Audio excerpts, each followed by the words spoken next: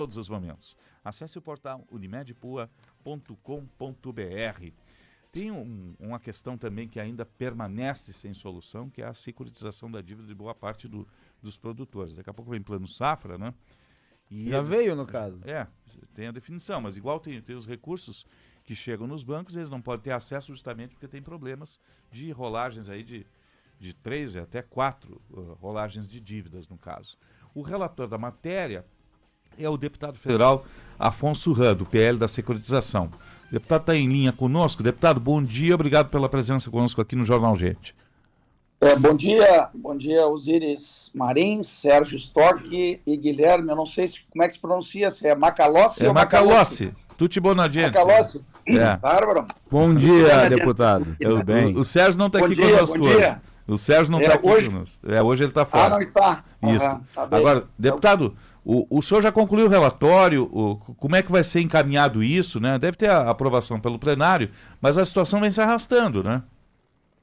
Na verdade, a gente avançou bastante, né? Fazem apenas 30 dias aí que eu fui designado, né? Deputado Afonso Ram, fui designado como relator, né? Pelo presidente da Câmara aqui, Hugo Mota, com apoio, né, da liderança do meu partido, mas com apoio de todos os deputados da nossa bancada gaúcha, né? Isso foi muito importante. A gente construiu uma coisa que o governo não vem sinalizando e disse que não estava na pauta, a securitização, né, o alongamento das dívidas, nas condições em que foi proposto.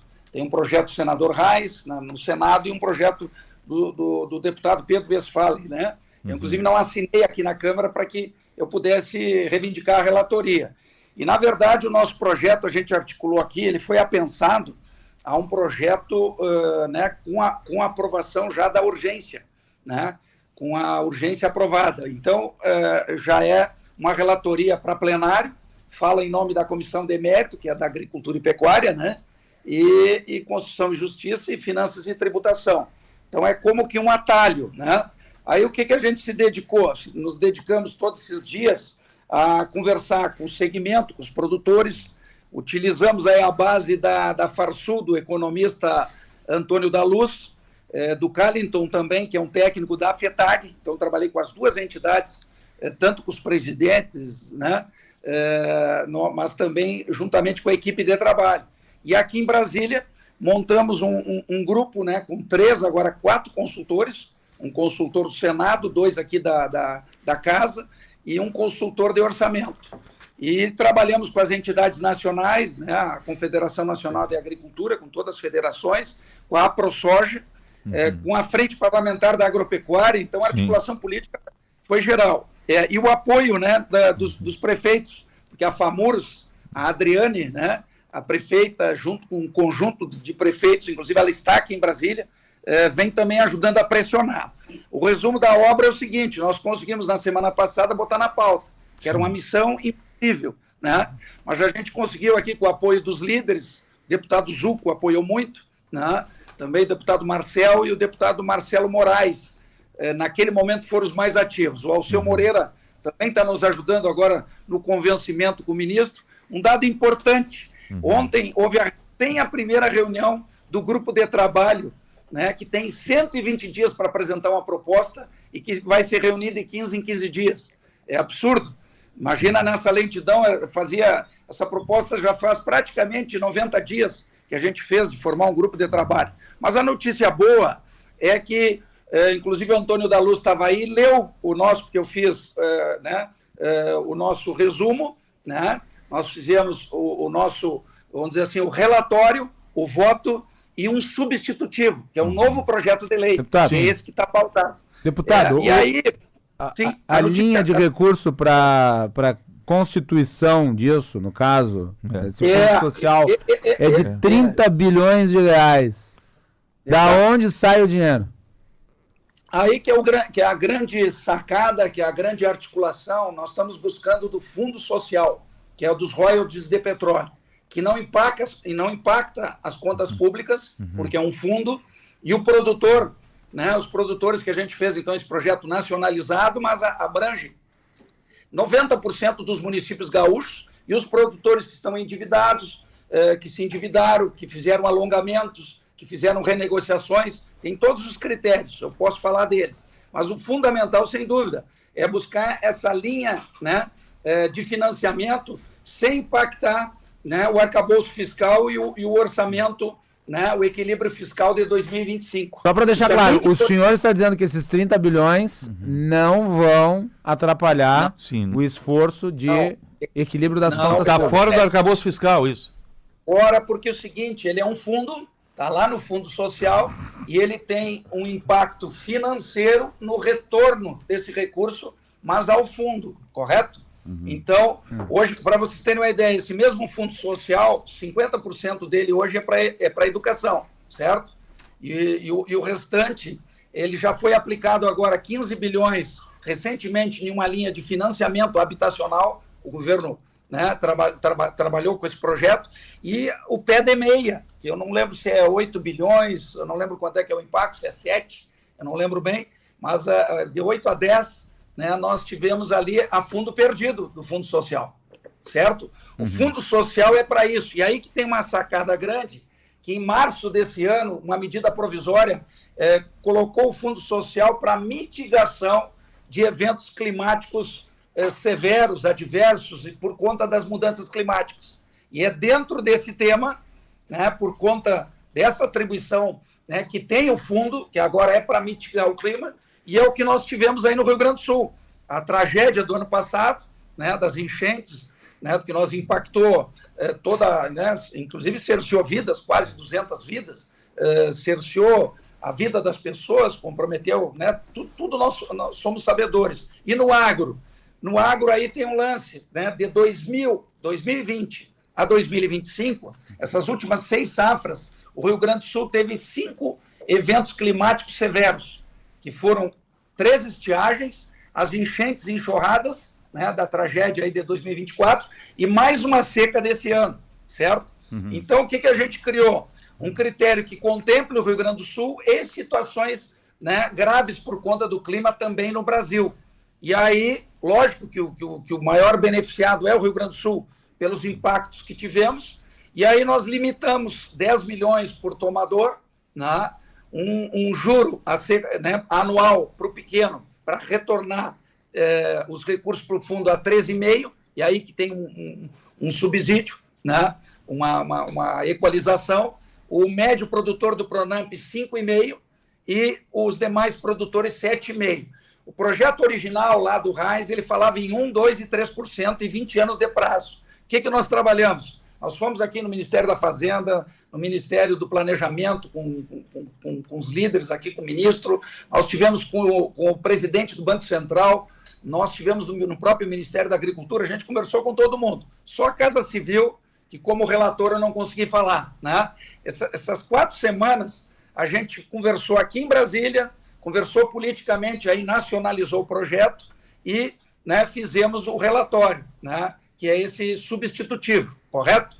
Esse substitutivo tem todo um detalhamento, um regramento, né, de exigências que são as seguintes: só vai habilitar municípios, né, que tiveram, ao longo entre 2000 a 2025, 2 eventos climáticos severos, de seca, estiagem ou enxurrada, isso vale para o Brasil, 2, que tenham tido perdas os municípios acima de 20% em no mínimo 2 safras e que tenham hoje na sua carteira agrícola do município, né, devedor as condições de dívida acima de 10% da carteira, que é dívidas renegociadas, sim, né, estão em aberto, ou dívidas vencidas a 90 dias. Esse é o critério de enquadramento dos municípios. E aí vem depois o do produtor.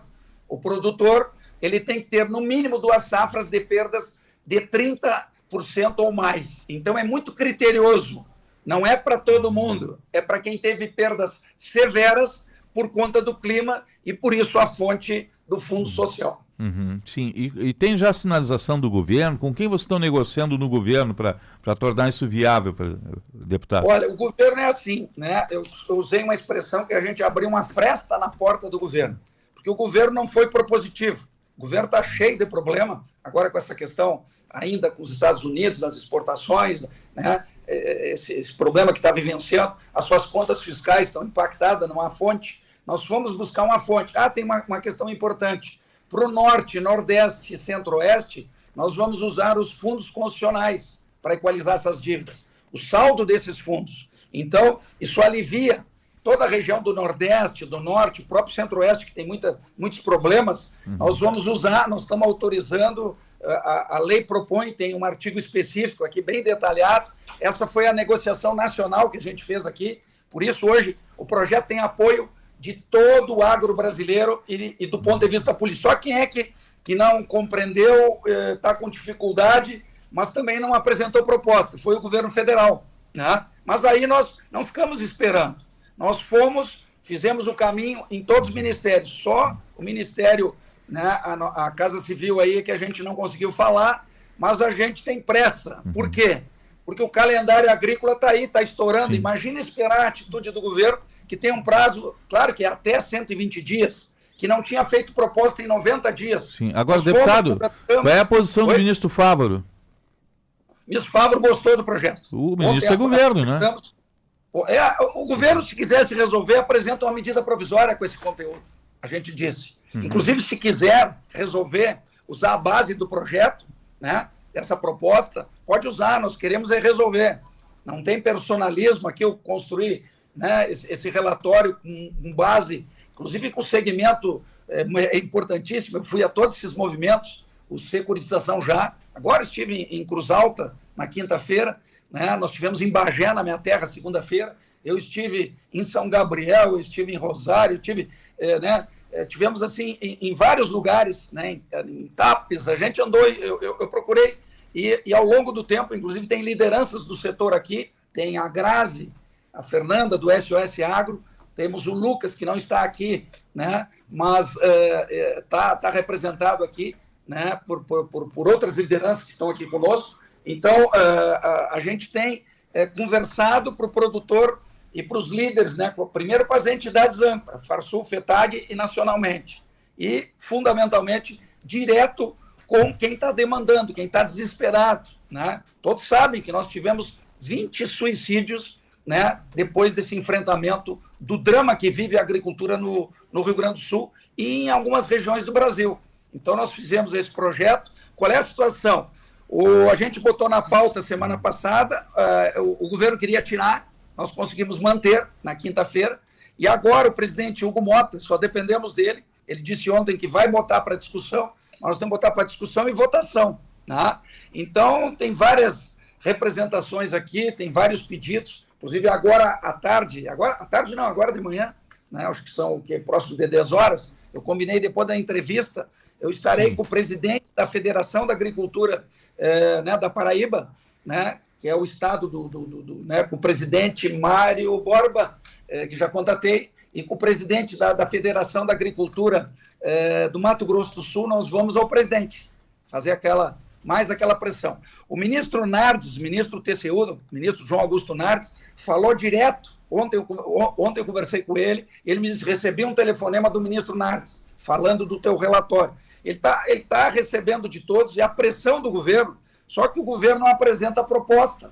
Nós apresentamos uma proposta viável, para não impactar as contas públicas, para ter uma fonte, né, que nos ajuda a tratar da mitigação climática por conta dos impactos dessas estiagens e secas, e é uma forma também não impacta, porque o crédito ele vai ser assumido, né, o fundo cobre, libera o produtor para novos créditos, então ele acessa o plano de safra, né, e dá um prazo, porque nós não estamos dando aqui, viu, porque os projetos aqui são 7 projetos, nós não estamos dando anistia, nós não estamos dando rebate, que é aqueles descontos, nós estamos alongando a dívida com juros razoáveis, né, não é uma moleza, não é uma barbada, não é um trenzinho da alegria, é para quem foi impactado, né. Deputado, deixa eu mudar de assunto, mas aproveitar a sua participação aqui para falar sobre o impacto das tarifas do setor do agro,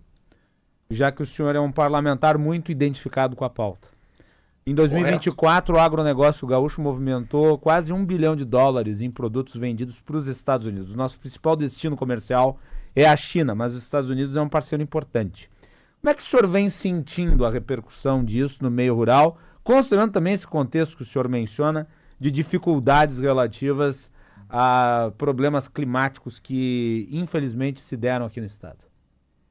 Olha, ontem a pauta, além do nosso projeto, né, desse PL 5122, estamos relatando, estava na pauta da FPA, ontem praticamente 90% do tempo, eu faço parte hoje da diretoria também dessa frente, que tem mais de 300 parlamentares, o presidente Pedro Lupion pautou e trouxe para nos esclarecer um consultor, um negociador, né, internacional e que ajuda, inclusive, o setor do café, a exemplo. Né?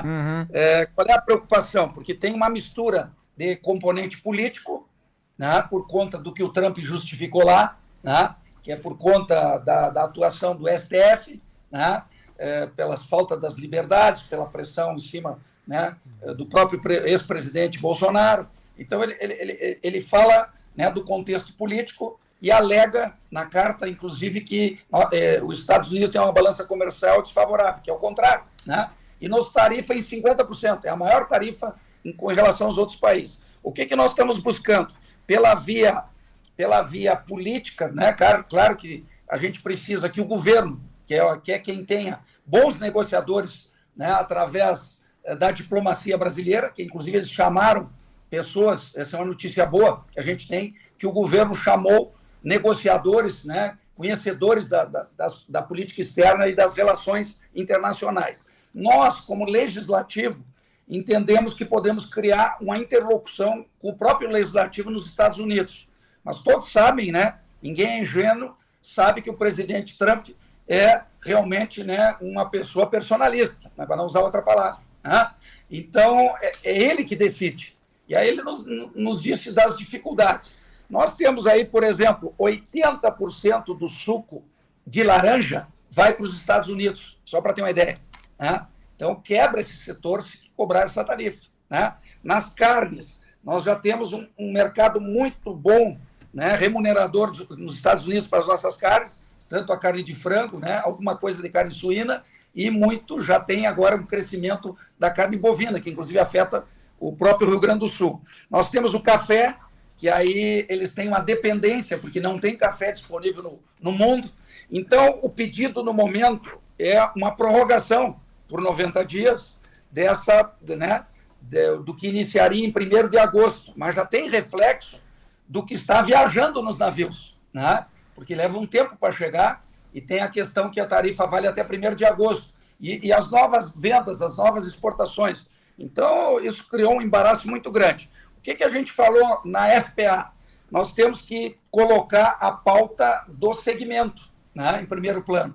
Mas a gente sabe que negociação, né, 60% é política e os outros 40% é por conta, né, do setor, da comercialização. Veja que é um embate bem difícil.